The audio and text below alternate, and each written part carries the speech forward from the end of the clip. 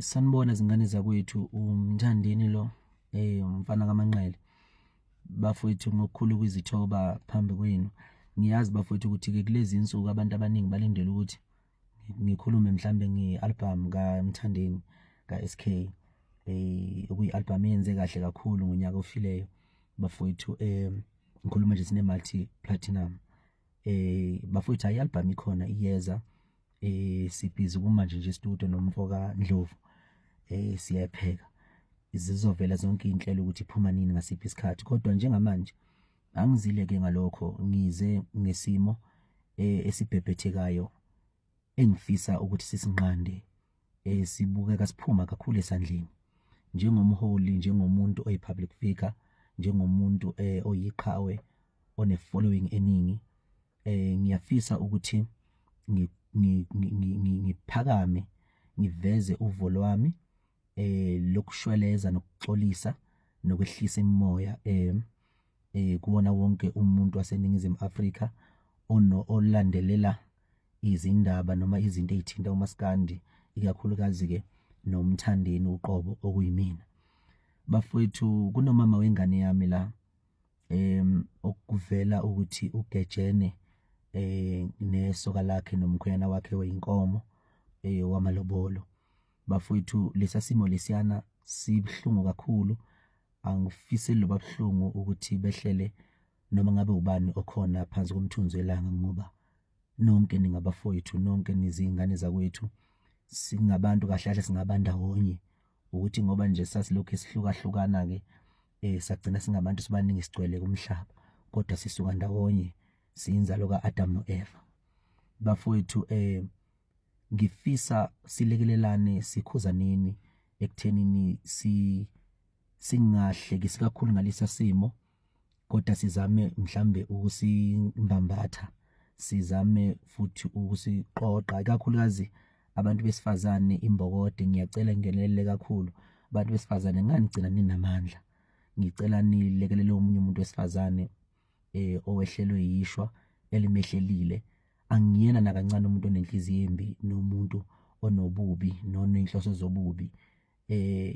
Kungiphatha kabuhlungu ukuthi umkhwenyana kamama wengane yami uthe mayijumpa ethatha ifoni wafica wathola ukuthi umama wengane uthumela amanudi, mhlambe naye ikhumbulele njengaleso sikhathi lokho akukhumbulile kwamzukwana, okuyinto eyenzakalayo futhi eyimpilo bafowethu leyo.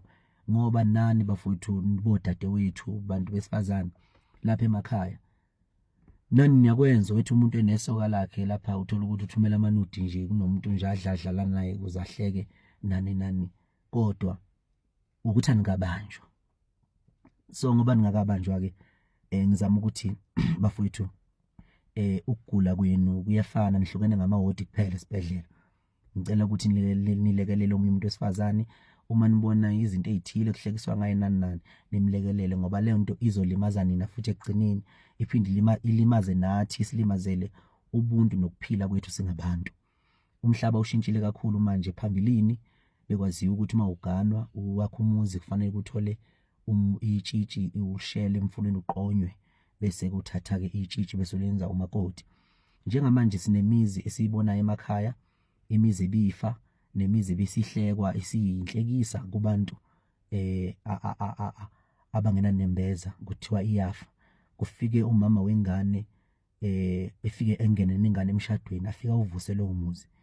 Sicela ukuthi singalibulali ke leli record elihle kangaka senilenzile bomama, baby mama, nilenza emzini yabantu, nifike nakho imizi efile, nishintshe ngisho indoda othola ukuthi isingenwe isigxile kakhulu ophuzi noludakwayo, kubukeka ikusasa lalo lifephala nokusebenza kwayo kungasacaci kahle. Fike niqoqa indoda, iqonda indoda nwakho umuzi. Le record elihle nilenzayo, izinto ezinhle enzenzayo ningobaby mama emzini yabantu, siyayibona bafowethu futhi siyayibonga futhi siyanibonga. Kuyakhombisa ngempela ukuthi kwakusuke kwenzeka amaphutha ukuthi uyazala kanti uzalele umuntu ongelona iphakade lakho.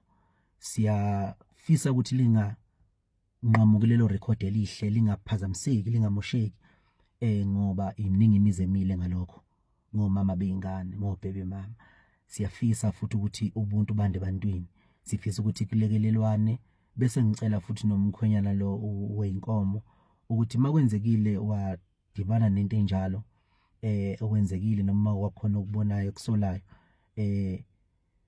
ahlise umoya, angahlohlwa ngabantu, angaphiki nama-social media lawa, ngoba ama-social media anendlela yawo. Abe indoda amele izindaba zomuzi wakhe, njengoba isemloboleke udadewethu, aqhubeke futhi ngoba kunanomntwana omncane nje ozayo, ozolama umpumpu. Siyafisa ukubabona beyifamily enhle, kuze nalo mntwana ozayo ney'nkomo angabe seyilanda, esale seyiyeka nje inkomo laphana, ephinda alungise futhi axoxe nowakwakhe, bebonisane nje, bebambisane, beyilungise lento. Amaphutha enzeka kumuntu, besibabone beqhubeka. Singajabula kakhulu ukuqhubeka futhi sibabona lokho bevela lapha ey'nkundleni bedansa, befaniselene ngengoma kaMafikizolo ethi uyabona lona owamanje-ke ngathi nguye lo, uyabona.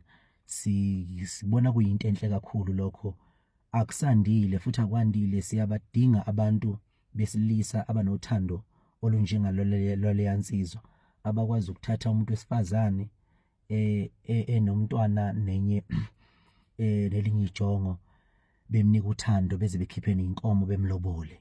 Singiyazi ukuthi khona amaphutha lapha nalapha, nakhona uthola ukuthi enzeka, kodwa iphutha lenzeka kumuntu bafowethu. Ngicela ukuthi ibe ncane bafowethu, ushwele kubalandeli bami kakhulukazi. Ngicela ukuthi nje bafowethu ushwele, umuntu naye loya ingane yazalwa njengani, uyabona. Bafowethu ngiyacela ukuthi ngempela umfowethu lo amele nje into yakhe, ayeke inkomo lapha engabe sayilanda, ngoba vele kunanengane vele lami umpumpu ezayo. Naye umpumpu futhi mangigcina ngamlobolanga mina, ngingagcina ngibapha futhi naye mhlambe, ngoba vele ubhile ongakukhona ngokwesintu.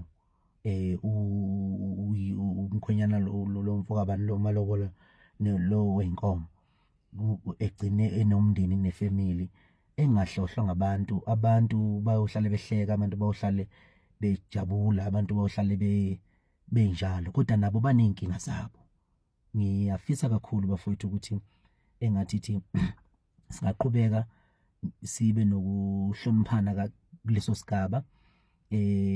Abantu besifazane bayabulawa, omunye umuntu wesilisa mayifica amanudi kanje efonini yomuntu wakhe, mhlambe ethumelela i-ex, omunye uthatha isibhamu adubule, athathe ayidubule naye futhi. Sibuke izimo ey'shaqisayo lapha ey'ndabeni ko-television. Ngiyayibonga leya nsizwa ukuthi ayikwenzanga lokho, kodwa idle igwinye kubaba. Ngokwenza lokho-ke kukhomba ukuthi indoda yona kahle kahle enezigixagixa zothando, esengakwazi futhi ukuthi iphinde futhi ilungise izimo yiqhubeke, iqoqele nomntwana, yonke into nomuntu wayo, ingamlahli, ngoba uma imlahla izobe imlahlela bani. Ngiyafisa nje kakhulu sibambisane kulokhu, bagile kwanele, baney'zathu zokuthi bebegiyelana, kodwa ngamanje ngiyacela ngithi shwele. Mina lapha emhlabeni ngangizela ukuzojabulisa abantu, ngangizela ukuzoba umngani wabantu, ngangizela ukuzophila kubantu. Ngicela bafowethu ukuthi lokho enganguzele ngiqhubeke nakho futhi. Angeke ngithi ngiyibhungu elisha nginogazi nginje bese ngiyiqhenya ngokuchamela iy'baya zamanye amadoda. Sikhona esakithi eMdletshe.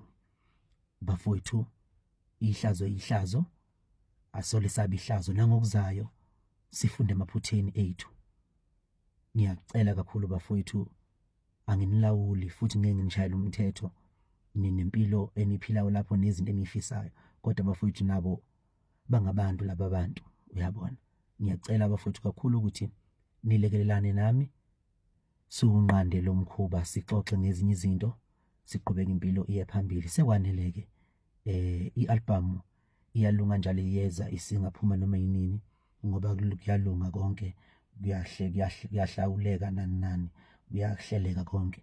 Bafowethu, sibonge kakhulu, Sibali umfuyi wey'nkomo.